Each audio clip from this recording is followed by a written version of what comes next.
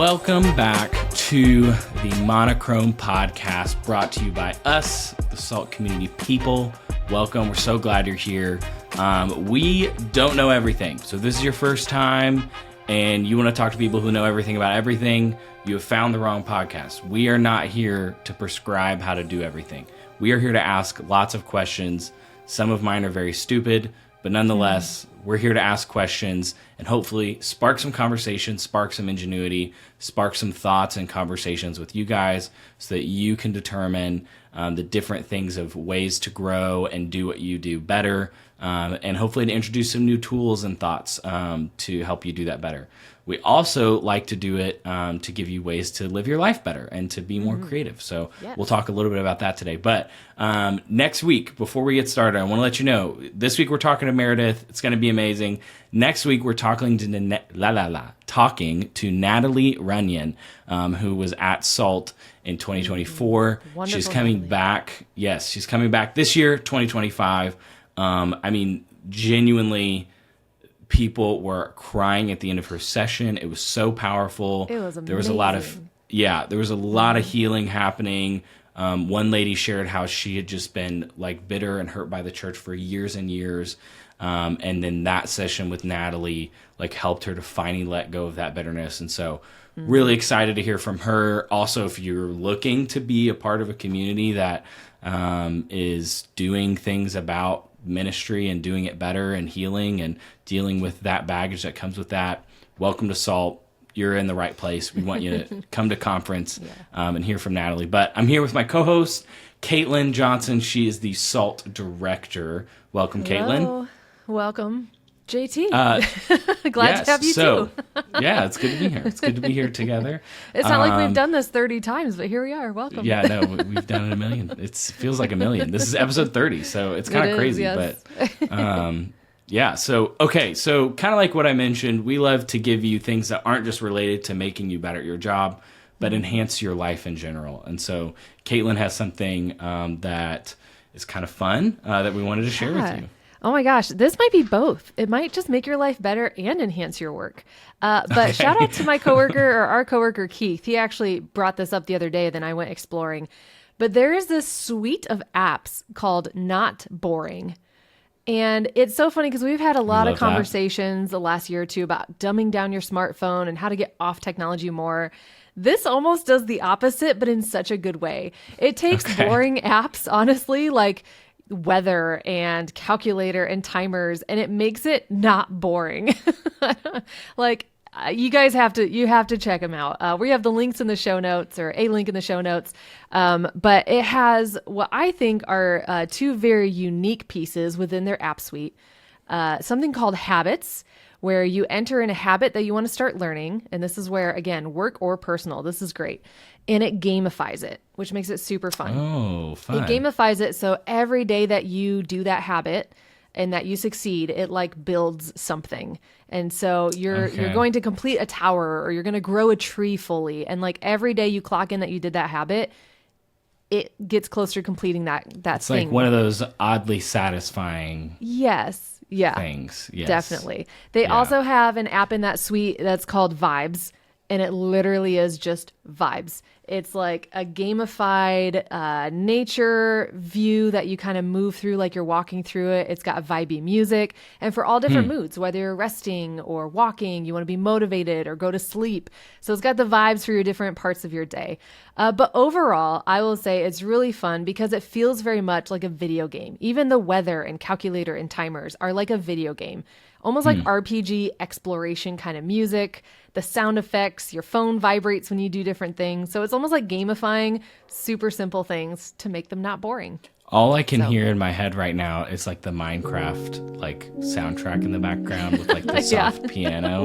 Like that's what I'm in. Like maybe Josh can edit it in like he did the Had a Bad Day song, but that's all I can hear. So I imagine it's more like if you're playing Zelda and you're Link running through Hyrule Field. Like it's that kind of just background music as you're just exploring. I am a nerd. I am. I grew up on Kingdom Hearts, Ocarina of Time. It's great. But that is what these apps made me think of. Now you can download. I downloaded the whole suite. I'm trying them out. I honestly am not sure how long the trial is or how far it'll let me go. But for $29.99 a year, so basically $30 a year, you can get all 5 apps, the skins, they have extras, no ads, things like that. Fun. Or you can buy just an individual app. So maybe that habit tracker is really attractive to you, like it was to me. That's like $15 a year. And it might not come with all these extras, but it lets you just get that one app and use it. And honestly, I have not for a very long time used any tool to help me build my habits better. So I was really tempted with that one. We'll see in the next week or two what happens. That's good. That's something that, like, in my work life, like with Asana, which if anyone knows me, I love using something like Asana. Chef's kiss.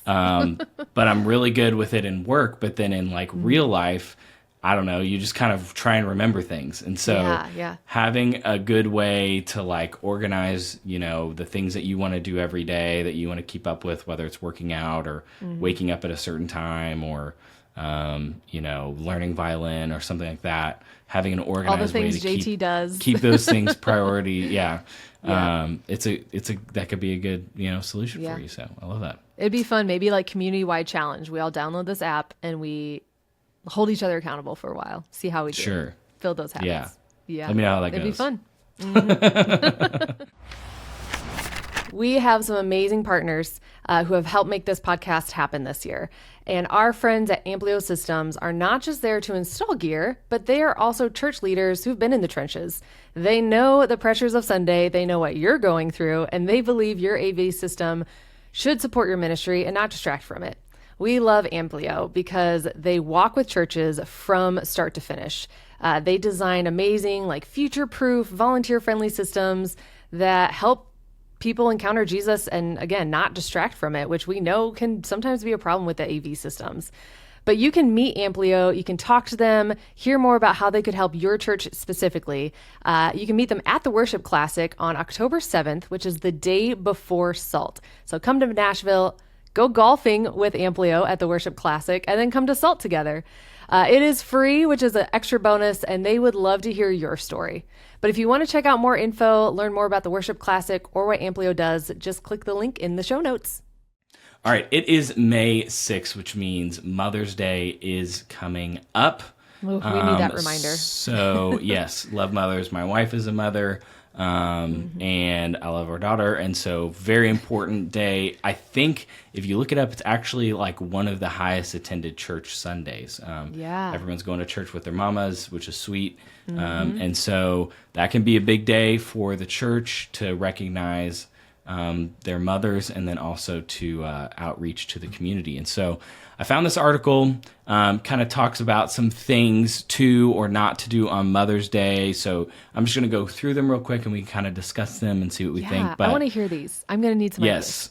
Yeah. So one of them, and I'll link this in the description so you can go look at it if you want, but one of them is give all women a special gift. Do women in your church really want a coronation? So it's like, give them something nice, like a book or, I don't know, Mom of the Day award basket or something like that. I thought that was a neat idea. There's offer free family portraits. So you could have your church photographers with backgrounds ready to take some pictures. Yes. That's really sweet.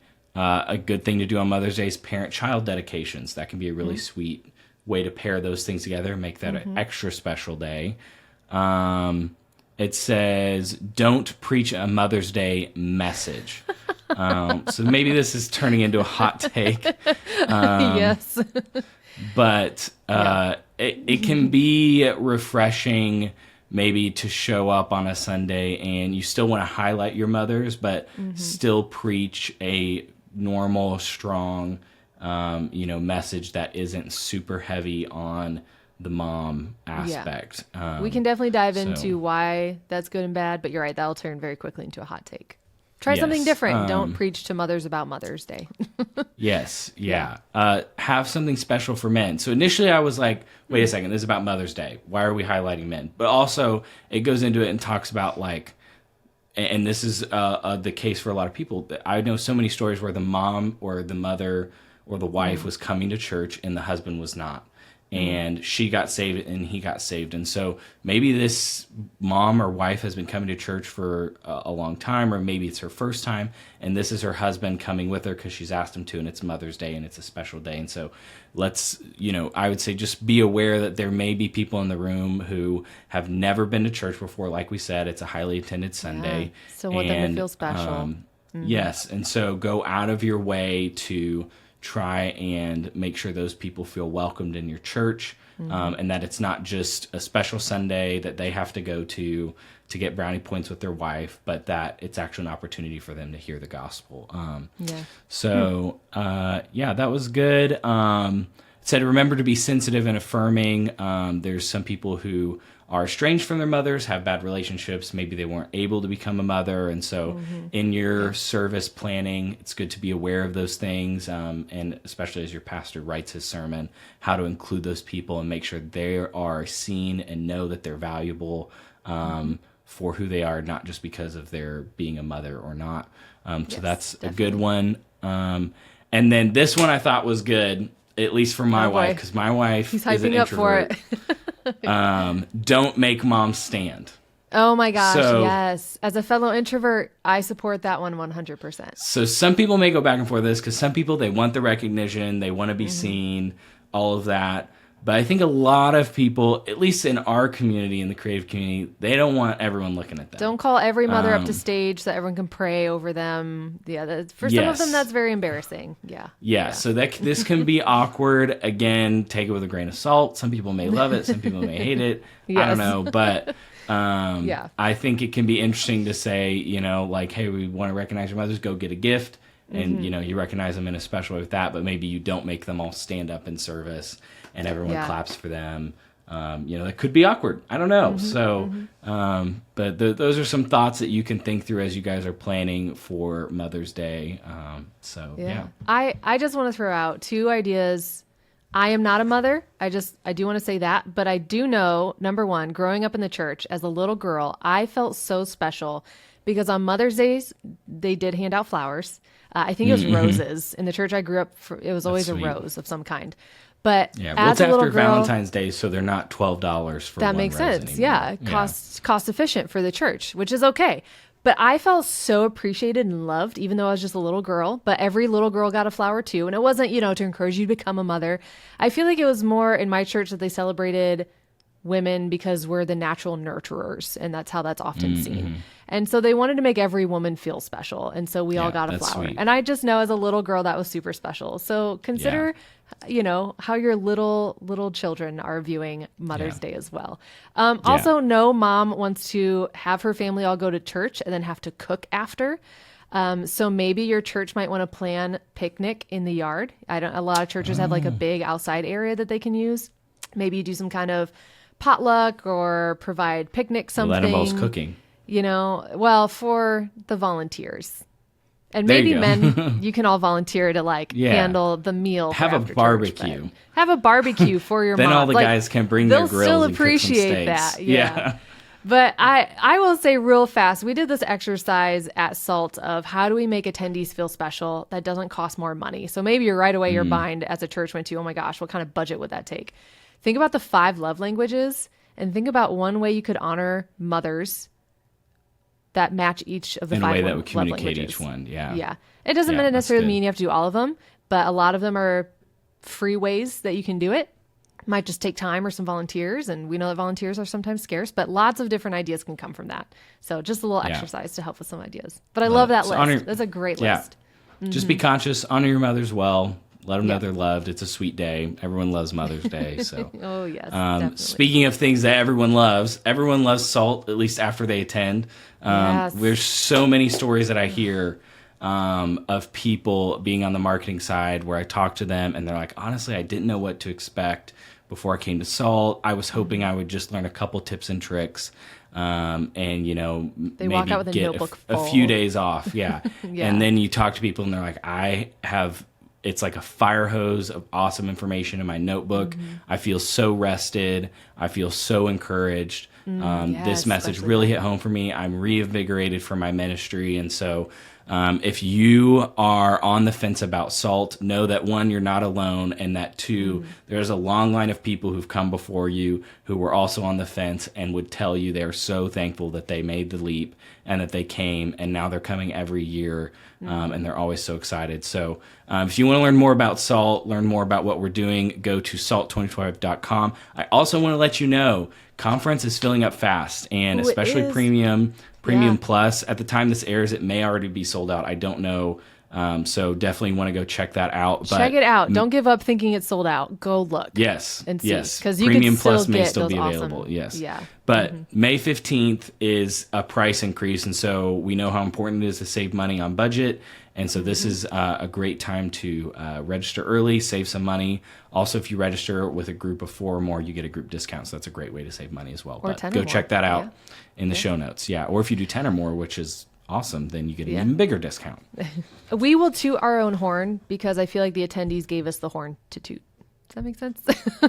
Yeah. There's a joke in there somewhere. There is. It's all right. Yes. Okay, we're gonna jump in with Meredith Andrews. If you don't know who that is, welcome to Earth. But Meredith Andrews is an incredible singer-songwriter. She has an incredible heart for people in the church and for ministry, and so we're super excited to hear from her. And I think you're gonna get a lot out of this conversation she had with Luke. So take a listen.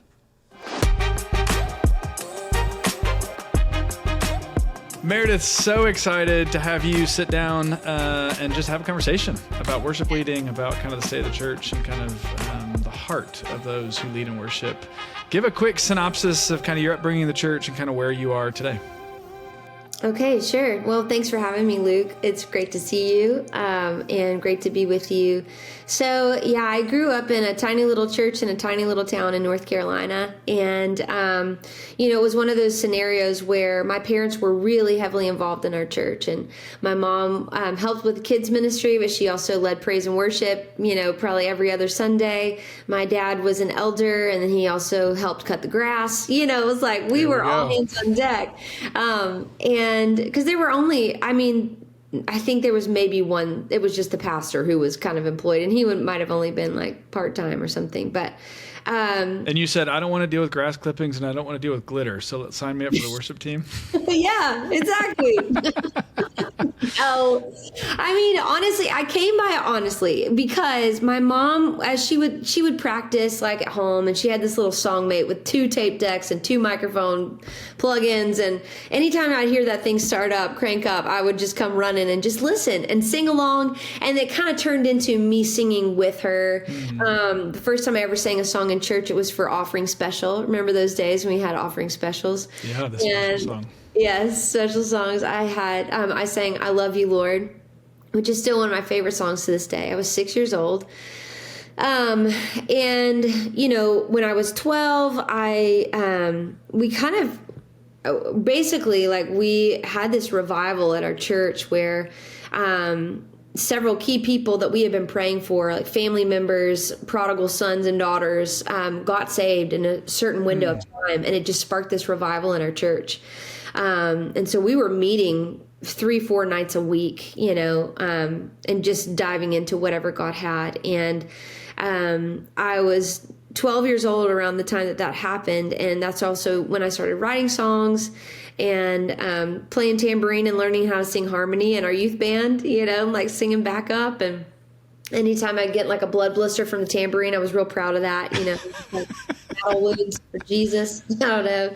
And then I had started taking piano lessons around the age of 8. So my youth pastor, who was also our youth band leader, knew that I was playing piano. He's like, hey, I want you to start playing keys for our youth services that we were having on Saturday nights. So I was like, bro, I don't know how to do that. I am learning how to read music. I don't know how to do the worship band thing. And so he's like, well, here's a guitar chart. Just play 1, 3, 5 in your right hand and octaves in your left hand. And it was very basic, but that's kind of how I started there. led worship on Saturday nights and then sometimes Sunday mornings, was still writing songs, going to these little backwoods area churches, whoever would have me, and singing my little songs for these people who were so gracious.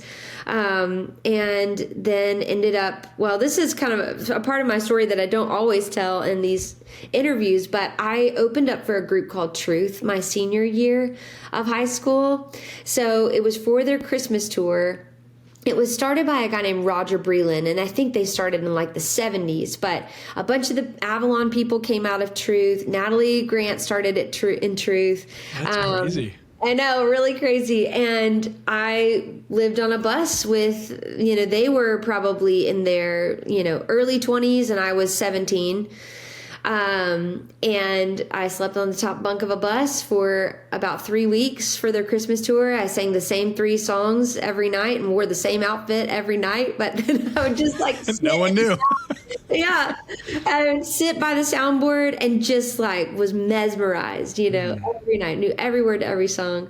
That was really fun. And because of that, I was like, I don't want to go to college. I want to, hit the road. I want to do music. And but I ended up having a conversation with the guy that had started the ministry Truth. And I don't know, after that conversation, I just knew I was supposed to go to Liberty. And my dad was so frustrated because my parents were like pushing me, like, Liberty's great, Lee's great, like we had family at both places. And then it was basically a conversation with a stranger that I was like, I'm going to Liberty. And my dad's like, okay. But I just knew after that. It always takes someone outside of your circle to be the thing that sort of says the thing that's been said over and over to actually click, right? It's true. And my husband experiences the same frustration now. He's like, I've been telling you this. Yeah. I'm like, I know, but I had to hear it from somebody else and hear it a different way. I don't know. I went to Liberty and was on a traveling ministry team there for 2 years. It was, the heavy emphasis was missions. So we would go on mission trips and we would sing about missions and we would do like Disciple Now conferences in these small churches. But it was so much fun, just van and trailer life every weekend when I was freshman and sophomore. And then my junior and senior year, I led for what was then called Campus Praise Band. And so we led for all campus services. So 3 chapels and 3 campus churches a week. And it was my favorite thing that I got to do. But to be honest, Luke, like, while I've always loved music and loved writing songs and getting to be in a room where people are encountering the presence of God as we're worshiping Him, as we're turning our attention to Him, it really started for me around the age of like 12 to 14 because I just fell in love with the presence of God. And I would listen to, these old Vineyard songs and, Delirious Cutting Edge. And I would like spend hours and hours just listening to these lyrics and soaking these lyrics. Even when I'm doing homework, I'm listening to, worship music. And God met me in my room. Like I learned how to seek Him. And He became everything to me. And so when I was leading worship, it wasn't because I was looking for necessarily an outlet to do music. I told everybody growing up I wanted to be a missionary. Like I thought I was going to go to Guatemala and work in an orphanage. But yeah, it was really just like songs were a way that I expressed myself to the Lord and were one of the ways that God just spoke to me so clearly. And so, I didn't even necessarily want to do anything regarding music. I didn't know.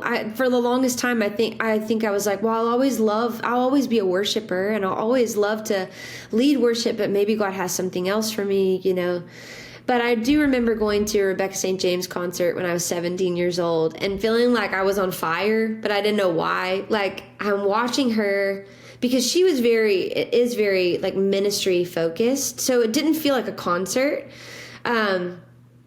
And you could just feel the tangible presence of God in the room. And she gave kind of an invitation towards the end, like if there's anything you need to surrender, if it's your whole life or if it's your future, it's these fears that you're holding on to, whatever it is, if you want to come forward. And I just basically ran to the front and I was like, God, I don't know why I'm feeling this, but like, again, I'm giving you my whole life and my future and my dreams and my desires, and whatever you want it to look like, that's what I want. And the Lord just said to me very clearly to my heart, like, Meredith, be faithful where I've placed you. And at the time, I was leading worship on Saturday nights at my church for our youth nights. And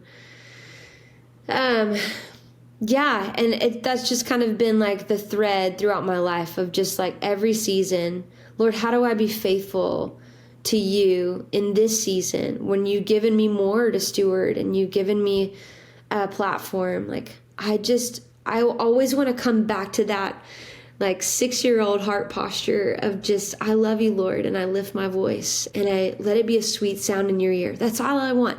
At the end of my life, I just want my whole life to be a sweet sound in his ear. This is what I love so much about your heart and why I'm so glad we're having this conversation, because I've gotten a chance to watch you lead worship for years, Meredith. I mean, you were part of Salt 10 years ago. We were just talking about Frankie. Yeah. You were pregnant with Frankie at one of the early Salts. I've gotten a chance to watch you lead in churches, at conferences, and there's just something so beautiful about your steadfastness in that pursuit. And I just want to say this out loud. Like, you've had the record labels, you've done the albums, you've traveled on tour buses, right?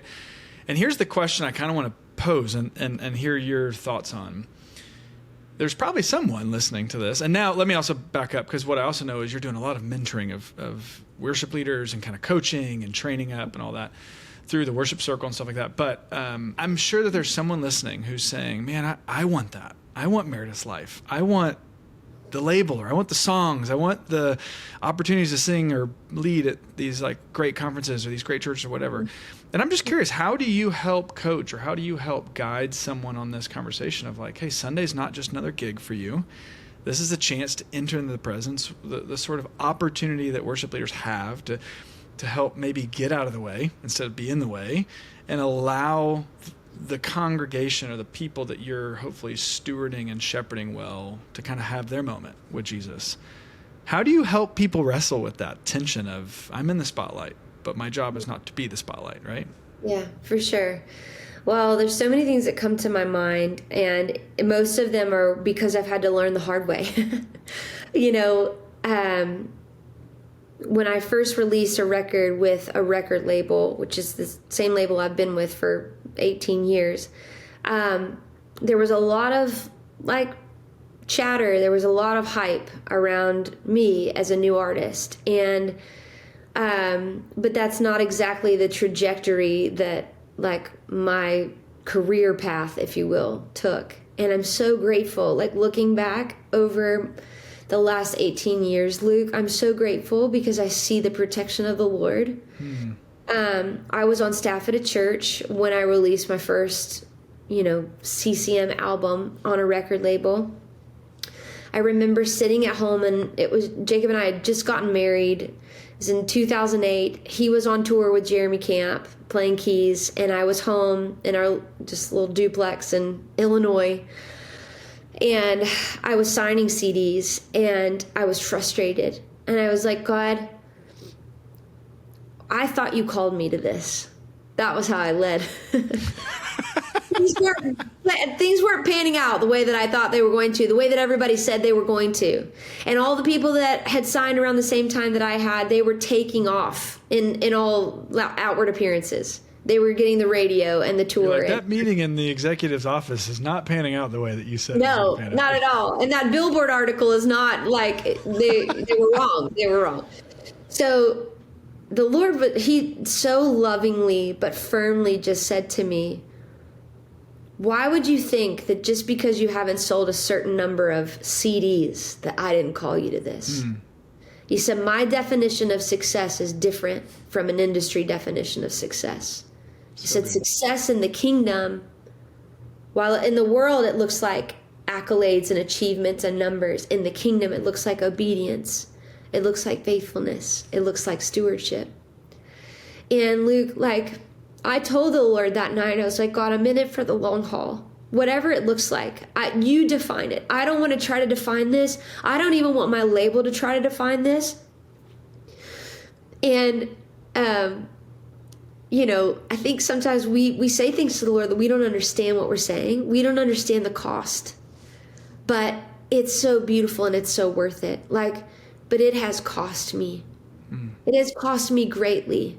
There have been so many seasons where I've just been on my face, sobbing, weeping before the Lord, just going I don't get this. I don't understand. I'm hurting. This is, whether it's disappointment or unmet expectations or just flat out rejection or slander, it's or hiddenness where God is pulling me back and he's like, I know you want to run, but we're in the next phase of preparation here. We're in the next phase of crushing, refining, aligning, pruning, and those things are painful, but they are so worth it. And I wouldn't trade it for anything because I don't want to stay in the shallow end. I want the deep things of God, and I want to be able to communicate the deep things of God in a way that brings people into that place too. And that is very costly. And, like I said, I've been doing this for basically 20 years in terms of leading worship, professionally, which I even hate putting those two ideas in a sentence together because I just want to be a worshiper. I don't want to be a professional Christian. I'm not looking to, and I have to keep myself in check, Luke. This isn't I've got this figured out. Well, I was gonna jump in because I have to imagine since the launch of that album that you said you were working at church, I'm sure there's been numerous times, because that album you said was 2008, so that's, decades ago almost. Yeah. I have to imagine there have been moments, Meredith, and I hope I'm not prying, but that you've kind of had a little bit of that, but man, now maybe is when that Billboard album is or that article is about to hit, or now is when the album's going to really take on.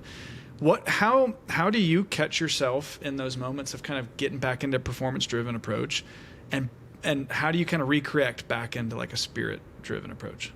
Do you have a season or experience of I remember exactly where I was when this hit, or? Well, to be honest, I think it's a lot of times it is disappointment that brings me back to, okay, why am I all tangled up about this? Why is it because I thought something was going to happen that was going to launch me into some ambiguous space? What is it that was tied to my heart that really is, granted, we all walk through things that feel hurtful or disappointing. That's life. That's the part of the human experience. And I have found the Lord in so many moments in just a really sweet way where I have been walked through disappointment and God has met me in that disappointment. And he's not the kind of God to go, okay, you're okay, let's get up and move on. I have something better for you here. It's not like that. He is very relational. He wants communion. He wants us to sit with him and cry on his shoulder and tell him why it hurts. Yeah. And then he'll yes, is he amazing at redeeming things and bringing things full circle and giving us new perspective? 100%. But that's not even the point. I think the point is just that abiding and that closeness and intimacy with him. And sometimes it's the heartache, the disappointment, and the trials, whatever it may be, suffering, where we just go, God, you're all I have. And I had to get to this place to remember that you're all I have. And all those other things can be good and fine and well. And yes, I want to advance the kingdom of heaven in the earth, and I'm burning for it. I'm burning to see the kingdom come. But it has to start with my heart posture before the Lord and going He doesn't need me to just go, like Joan of Arc riding through on a horse with with a sword. Yes, that is my personality. I'm I will take the bull by the horns. But that just gets me in trouble sometimes because I'm running ahead of the Lord, and he's hang on. And I think that's for me why and maybe people wouldn't perceive this from the outside, but it's been a slow burn for me. Mm-hmm. And it's been a 2 steps forward, 1 step back, 2 steps forward, 1 step back, because I'm a wife, I'm a mom.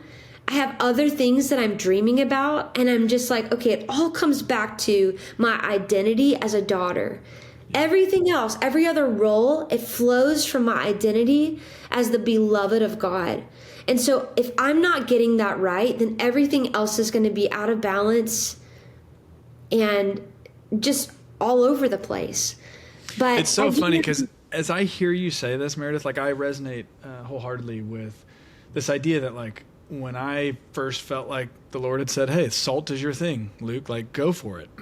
I honestly put so much hope in the end result, right? And this is what this conference is going to be, or this is what this community is going to be, or this is what this gathering is going to be, or whatever that picture was that I had sort of placed for myself.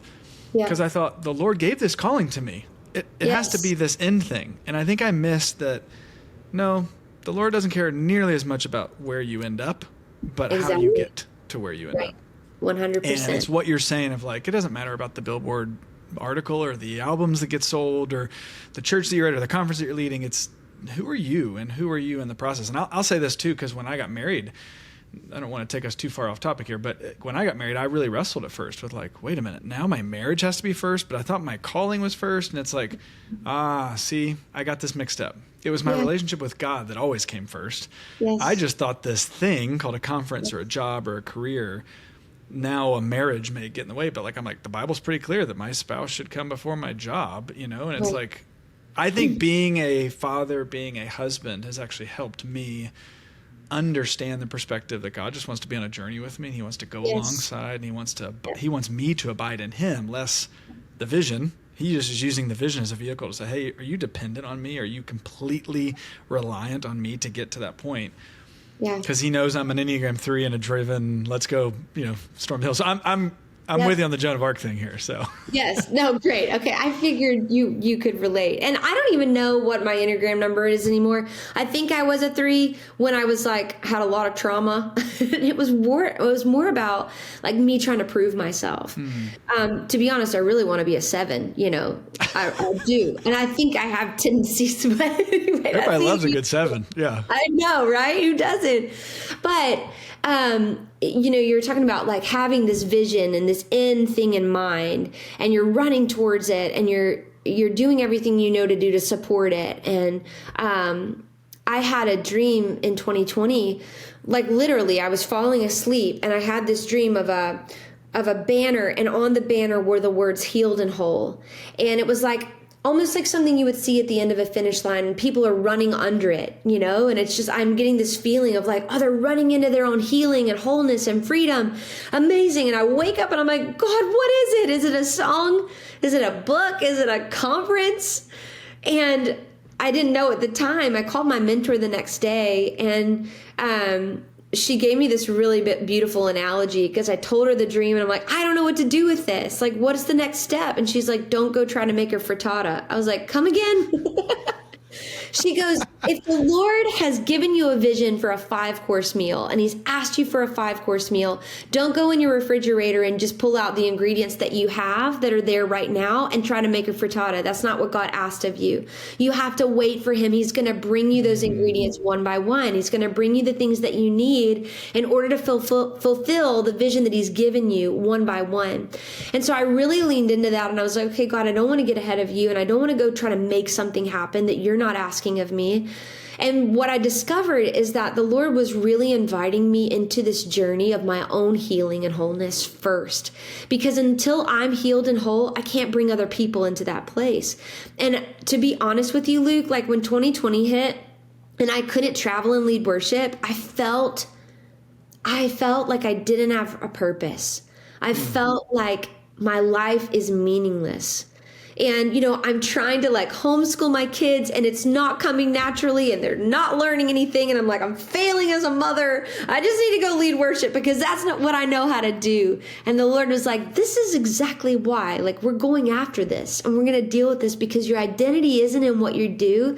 Your identity isn't in your gifting or your calling. It's a part of like who you are and what you're put on this earth to do, but it's at the root. It's not your identity. And so I had to, and it's been a long journey of being okay with like, God, if you ask me to lay this down today, if you ask me to put it on the altar, like I would be willing. It would be really, really hard, but I'd be willing, because again, like my identity is no longer tied up in it, Or if it is, I see it very quickly. And if I don't see it, my people see it. And they're like, hey, they're like, I think this is a problem. I think this is an issue for you. You know, you're running really hard again. And I think you're trying to meet some need or prove some point. And, you know, I've had to just continually surrender that to the Lord. One of the things. Who do you have, Meredith, in your life that can call you out on that? Who you said, Well, like, my people will call me out. Who are your people? Okay. My husband and my kids, for sure. Okay. Like, they 100%, they're number one. But I also have an intercessory team around me. And then I have a best friend who is very aware of what's going on in my life. And so I would say those are the people who are speaking into my life primarily. And so what I think is so healthy is that you didn't mention a pastor, you didn't mention a boss, you didn't mention someone who has any sort of what I'd call occupational stronghold over you, right? Sure. Because I think there's someone listening that's like, yeah, but my leadership needs this, or our church is trying to do 2 more services, and I'm in the youth service already, and the Sunday service, and the Wednesday prayer night. You know, it's like there's already so much. How do you help encourage? And I know we need to kind of wrap up here, which this has been so good around just this idea of you need to make sure that you've got people in your life that can kind of call you out, making sure that it's not your identity, it's not your purpose. What do you encourage someone who feels like leadership is maybe calling them to a place that maybe in this conversation we're sort of realizing is not healthy, right? It leans towards performance, it leans towards an event or something. Yeah, well, that's a bigger conversation, just because like it is, I think, culturally what we have adopted as the Western church is this mindset of just very driven, very committed. It's the language of, you know, you serve the church and you don't sleep and you run yourself into the ground. And they're maybe not saying that, but that's what it feels like. And I was on staff at a church like that for 10 years.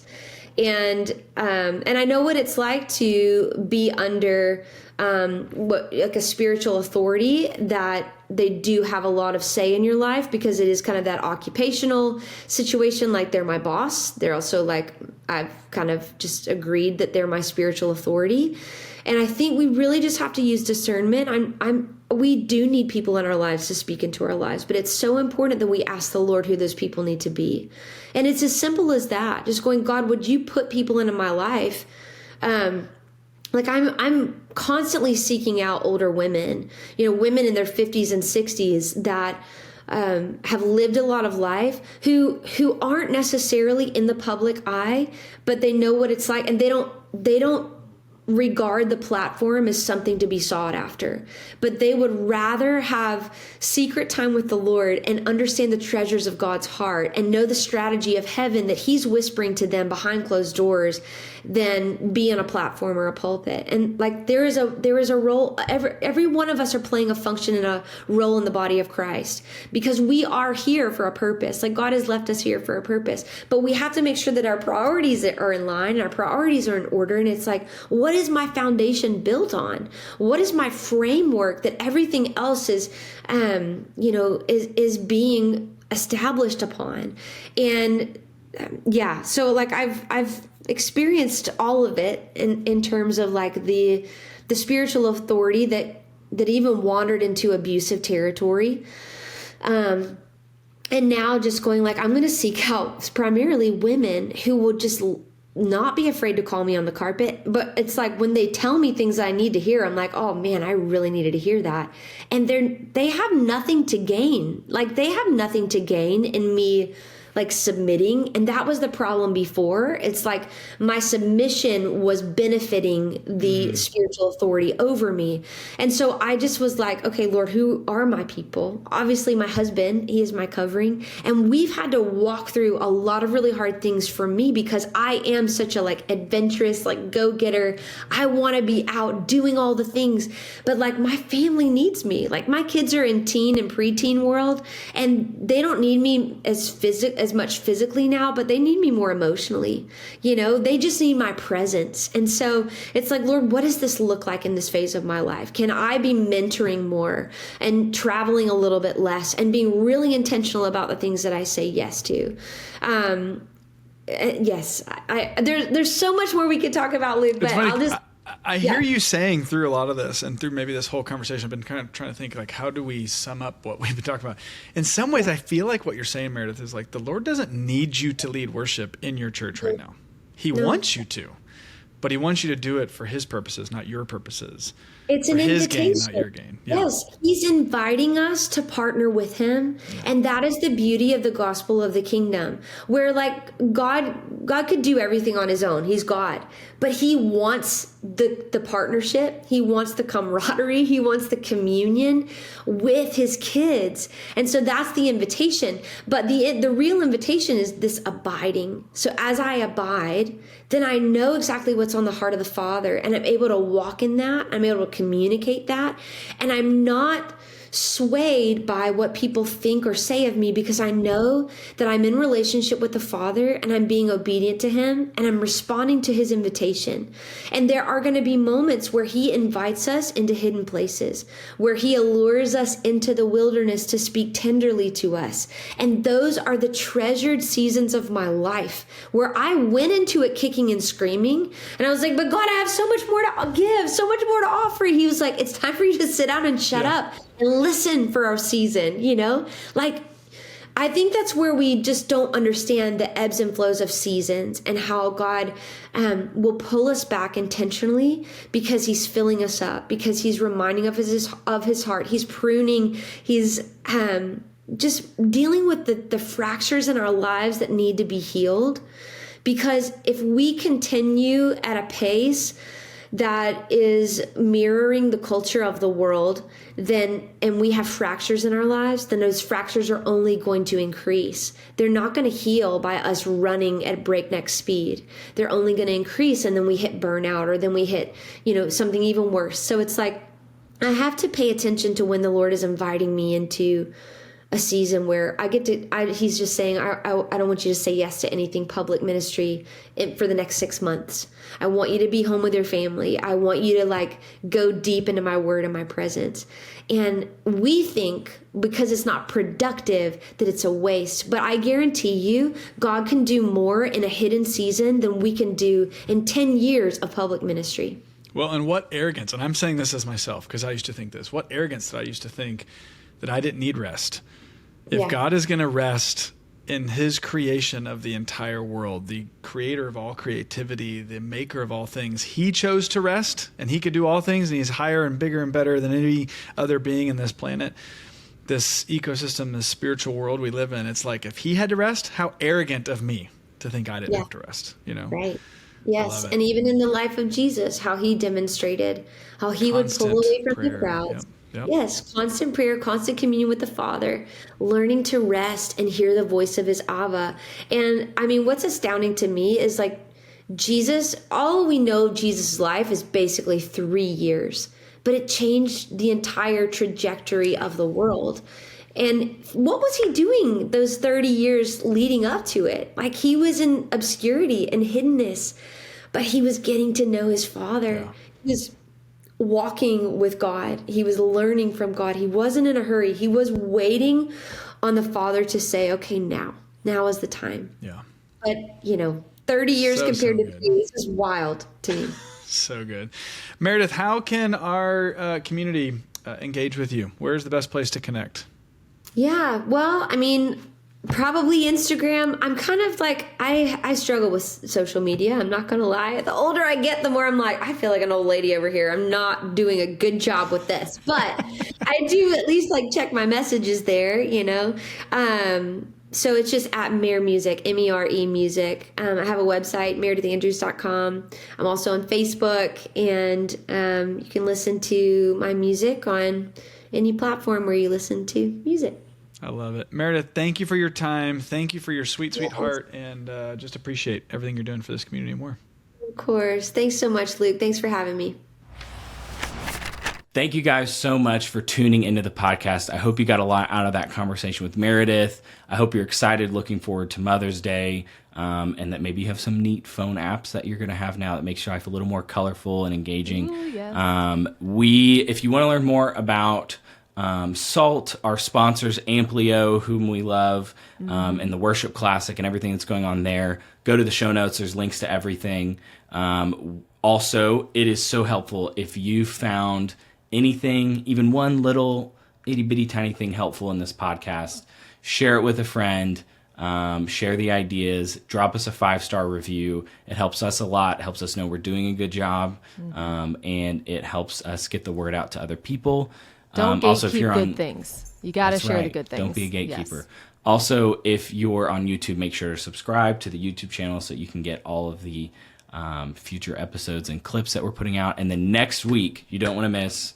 You're not supposed to use FOMO advertising anymore, but genuinely, you don't want to miss this. Yeah. Natalie Runyon is going to be sharing. She is the founder of Raised to Stay. She's a best-selling author. And she just really encourages people well, and so you're not going to miss that conversation. So amazing challenger. It's in the best way. Yep. Yes. Yeah. All right. We will see you next week for episode 31. Thanks so much. Take care. See ya.